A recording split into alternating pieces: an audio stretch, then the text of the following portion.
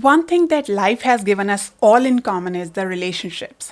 But how we nurture and uphold them is entirely within our control. And the biggest advantage of having beautiful relationships is the emotional support that they offer. And it's normal to become emotionally invested in people you love and care about. But if you start feeling that you won't be happy without a certain person in your life, it means that you have crossed the line into emotional dependency. Emotional dependency might work well when it exists mutually between both the parties. But what if one of you starts feeling that emotional dependency is a hindrance to their freedom? It can lead to challenges in the relationships. Because when emotional dependency is one sided, it can lead to feelings of insecurity and self doubt. You start seeking constant approval from the other person to feel good about yourself. And this in turn triggers a fear of losing the other person, and you start controlling the other person in order to hold on to them. And you know very well when you try to control other people, what will happen to your relationships. It will make your relationships more strained because nobody likes to be controlled. And I'm sure that nobody would want to worsen their relationships with their loved ones.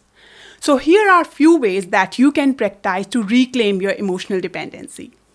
Number 1, spend some time alone and get in touch with your inner self. This will help you figure out the fear behind your dependency. Number 2, build your own sense of identity where you will get to know who you are as a person. This will help you identify your core values and embrace your true self. Number 3, practice meeting your own needs. Look for healthy ways to soothe yourself and do not rely completely on others to fix it for you.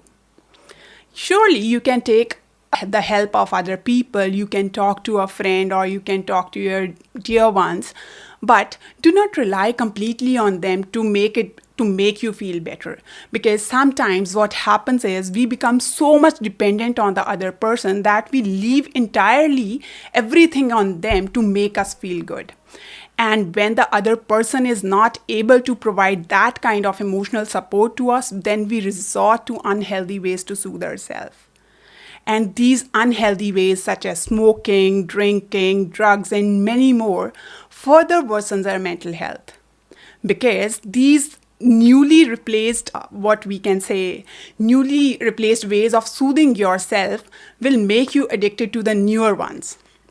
So it's very important to look for healthy ways to soothe yourself. And in case you feel that you are not able to cope up with this, please seek professional help. You can go to a psychiatrist, you can talk to a therapist. There are n number of options available. Value yourself, value your mental health. So all in all, I want to say that it's a boon to have relationships that offer you emotional support. But always remember that dealing with your emotions and feelings is your own job. Nobody else is going to do it for you. It's only you who can fix yourself. And people tend to respect you in proportion to how much you respect yourself. So it's very important to take out some time for yourself so that you do not lose out on your individuality. Master your emotions. I hope this helps.